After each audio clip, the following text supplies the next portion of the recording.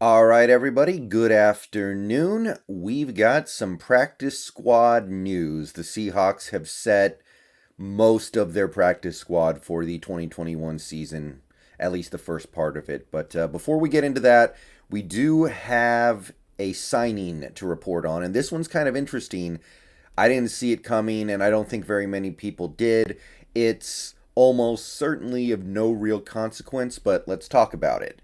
So, a little bit ago, the Seahawks signed former Oregon State and former Jacksonville Jaguar quarterback Jake Luton, or Luton, or I don't know. If he sticks on the practice squad, maybe I'll learn how to pronounce his name. But we signed Jake Luton. He replaces Sean Mannion. Sean Mannion was released, and Sean Mannion is believed to be finding his way back to the Minnesota Vikings. So, not that Sean Mannion played great in the preseason or left a great impression on the team in camp, but he wasn't terrible. So, I'm a little surprised. I'm not surprised that we let Mannion go. I am surprised that we let him go for a different quarterback who does not have familiarity with Shane Waldron or his scheme and did not have the offseason to work with these players. But nevertheless, Jake Luton is your new Seattle Seahawk. His NFL career so far is, yeah, okay, so, I got nothing, guys. I mean, he was playing on the worst team in the league last year. He completed almost 55% of his passes, 2 touchdowns, 6 interceptions. The best I can say for Jake Luton, or Luton, or Luton, whatever, we'll go with Jake Luton. I'll just go with that.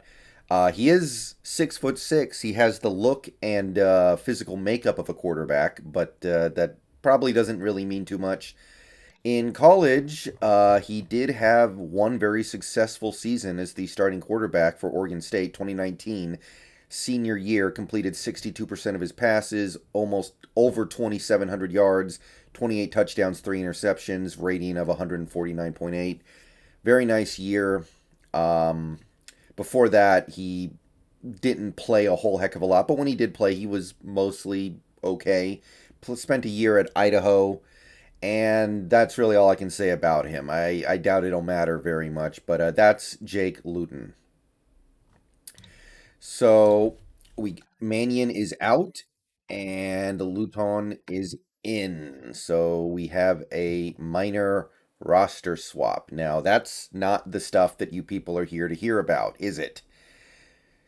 That's not so interesting. A third string quarterback who's unlikely to be on the active roster when the season starts, not so interesting. What is interesting, however, is the practice squad. And as of this recording, the Seahawks have announced 14 practice squad signings. Now, keep in mind that one of those signings is Aaron Donkor, who does not count against the practice squad limits. So there are still openings.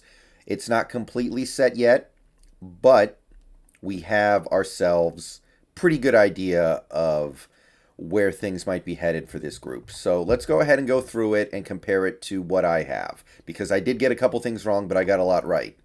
So, defensive tackle Miles Adams made the practice squad. I had him as an alternate, so he bumps up over here. I think Adams is a pretty decent player, so I don't have a issue with him making it for sure. He didn't overwhelm me in preseason or anything like that, but I noticed him a couple times, so I thought that was pretty cool. So I missed on that one. We also had Aaron Donkor, who of course I got, so that one is punched in. We have guard Greg Island, who made it. I had him as an alternate, so we're going to bump him up here. And we are going to go ahead and clear him out of the alternate list because he's clearly a little better than that. And we are also going to take a look at Aaron Fuller and Penny Hart. I, of course, had both Penny Hart and Aaron Fuller making the practice squad, so we struck gold there. We also have Gerard Hewitt, who I had making, so that's good. We have Cade Johnson, who I had making it, of course, and I really wanted him to. Very happy about that. Running back Josh Johnson, we pulled it off. I already announced that in my previous video, but he made it. Guard Pierre-Olivier Lestage, so he actually ended up making it. We're listing him as a guard, but I think that his likely future with the team, if any, is going to be at center. So he is there as well. Tyler Mabry, as I fully expected. Robert Kimdichie, as I fully expected. John Reed, made it. Very nice. John Radigan, made it. Very nice. Cody Thompson, also made it. Very nice.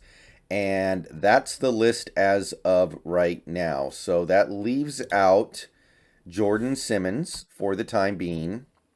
That leaves out, I believe, Tommy Champion for the time being. Leaves out Phil Haynes for the time being, although I think there will be an effort to keep him if he's available. Also leaves out Gavin Heslop and Ashari Crosswell for the time being. And we also know that Sean Mannion is not going to be there because he's supposedly heading back to Minnesota.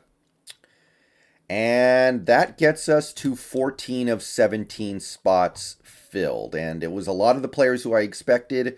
A few guys snuck in who I wasn't totally expecting. So now we just have to figure out what we're going to do with those last 3 spots. And it could be a few days before we find out.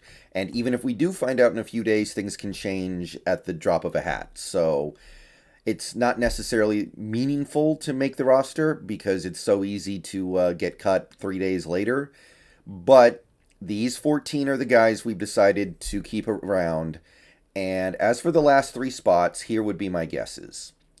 Jake, I think, is going to end up on the practice squad, so we'll go ahead and pin him there. He's a very logical practice squad candidate. If we decide to go get Geno Atkins, he would very reasonably fall on the practice squad sword for that signing. I still think we like Phil Haynes. I still think Phil Haynes finds his way on the practice squad unless somebody picks him up, which is certainly possible. So I think that we value Phil Haynes and we want to keep him here. He was probably our 3rd best guard in the preseason. So I think if he finds his way through waivers, he comes back, and that gives us one more spot to work with. So the way I see it, the choice is between 2 players, Gavin Heslop and Asari Crosswell. Got to be one of those 2. If one of them gets picked up, then the decision is very easy. But if both of them fall through to the through waivers, I believe the pick is going to be Gavin Heslop. So that would be my final projection for how the practice squad shakes out right now. However, 14 of the spots are in stone here.